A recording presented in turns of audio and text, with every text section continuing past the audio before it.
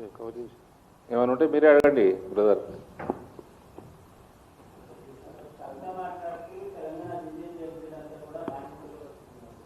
ఏ కవిత?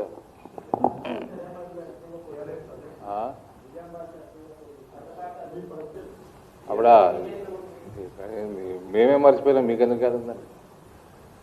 తెలంగాణ పిట్టల దొర అని ఒక క్యారెక్టర్ ఉంటుంది, మీకు ఐడియా ఉందా? మీ సీనియర్లకు ఉంటుంది బాగా, మీరంతా యంగ్స్టర్స్ తయారైపోయారు మీడియాలో. పిట్టల దొర అని ఒక క్యారెక్టర్ ఉంటుంది. అట్లా ఆంధ్రాకి వస్తే తుపాకీ రాముడు అంటారు. కట్టె తుపాకీ పెట్టుకొని చినిపోయిన కోటేసుకొని లూజ్ ప్యాంట్ వేసుకొని తిరుగుతూ ఉంటుంది క్యారెక్టర్. చిన్నప్పటి నుంచి చూస్తూ ఉంటాము, ఊర్లలో నాటకాలు చేస్తూ ఉంటారు. ఏమంటాడు పిట్టల దొర, చెరువు కింద తూంబెట్టినా, చెరువు నిండా బియ్యం నింపిన, ఇట్లాంటి డైలాగులు కొడతా ఉంటాడు. సో ఇప్పటి నుంచి ఏళ్ళటి నుంచి మీరు ఇప్పటి వరకు పిట్టల దొర క్యారెక్టర్ చూశారు తెలంగాణలో, ఏళ్ళటికి వెళ్ళి పిట్టల దొరసాని క్యారెక్టర్ చూస్తారు. ఇప్పటి వరకు చూడలేదు, ఇంకంతే. ఇంకేమైనా ఉన్నాయా ప్రశ్నలు?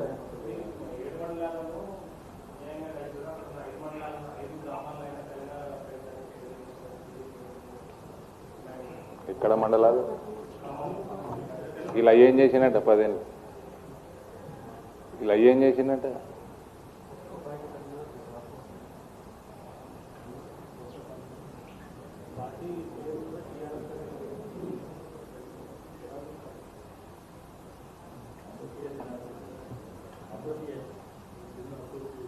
ఏం మేము చూడం బాస్, అవన్నీ ఏడే టైం ఉందండి ఊరికి.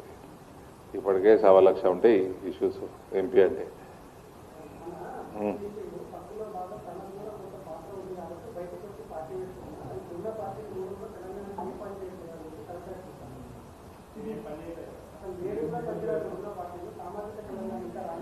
అందుకని మమ్మల్ని గెలిపించారు, ఆమెను ఒడగొట్టి. మీకు కవితను తిట్టిపోయాలని ఉంది, ఆమె జోకులు చేయాలని ఉందా? చెప్పండి. నేనైతే ఫస్ట్ నుంచి ఆమె గురించి ఎక్కువ మాట్లాడా, మీ అందరికి జోకులు చేయాలని ఉన్నట్టుంది కదా.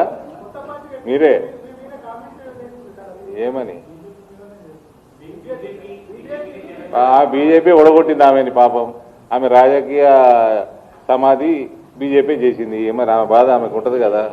ఆమెకి ఇంకా టీఆర్ఎస్ హ్యాంగ్ ఓవర్ పోయినట్టు లేదు, పేరు కూడా టీఆర్ఎస్ పెట్టుకున్నది, ఇంకా హ్యాంగ్ ఓవర్లే బతుకుతున్నట్టుంది.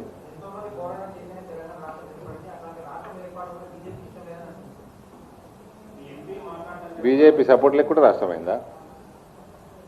బీజేపీకి ఇష్టం లేదని ఎవరు చెప్పిండు? ఎంపీ మాట్లాడిన విధానము ఏమి తప్పేముంది? ఏం తప్పుందండి?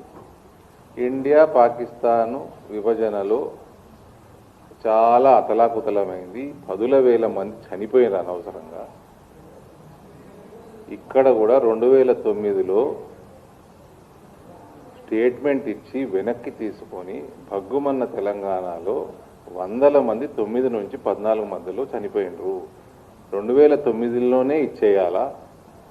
2004లోనే కమిట్ చేసిండ్రు వీళ్ళు మేనిఫెస్టోలా. ప్రభుత్వంలోకి రాగానే కాంగ్రెస్ ఇచ్చేయాలా? 2009లన్నా కనీసం ఇవ్వాలి. రాజశేఖర రెడ్డి చనిపోయినాకన్నా గమనం ఇచ్చేస్తే అయిపోతుండే.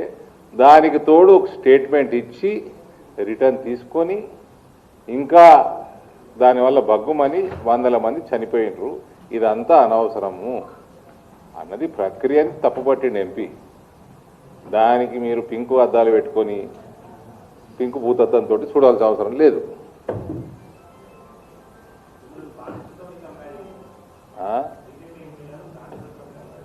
ఎవరికి?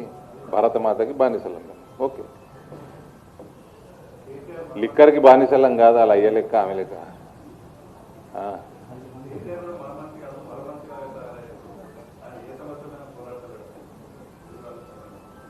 మర మనిషి అంటే రోబోనా? రజనీకాంత్ లెక్క కనబడుతుందా కేసీఆర్ ఆమెకి? ఇంకా చివరకు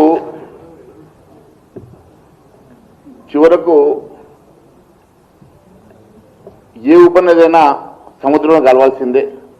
ఇవన్నీ కూడా మళ్ళీ ఒక రోజు ఇవన్నీ కూడా మళ్ళీ స్ట్రీమ్ చేసుకొని సముద్రంలో కలవడానికి మాత్రమే తయారవుతున్నాయి. ఇవన్నీ కూడా కల్వకుంట్ల కుటుంబంలో అధికారం కోసం ముదిరినటువంటి ఒక భాగమే ఇదంతా కూడా. దీని గురించి మాట్లాడాల్సిన అవసరం లేదు.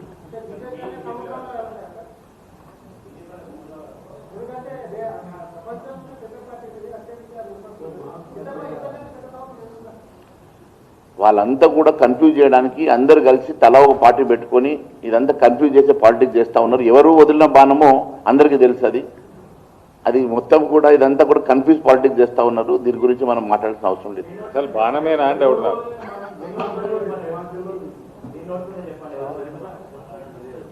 అంతే.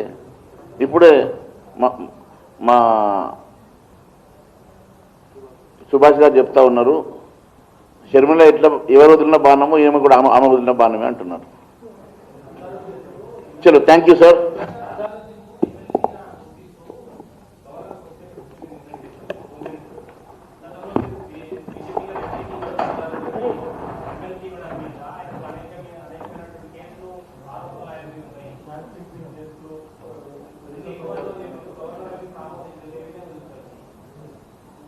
గవర్నర్ గారు ఆమోదిస్తే దాని మీద ఏం కమెంట్ చేస్తామంటే గవర్నర్ గారు ఆమోదించారు.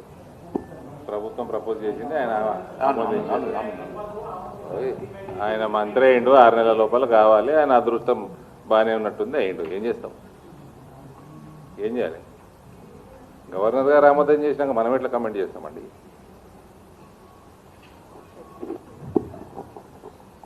మీడియా మిత్రులకు అందరికీ ధన్యవాదాలు.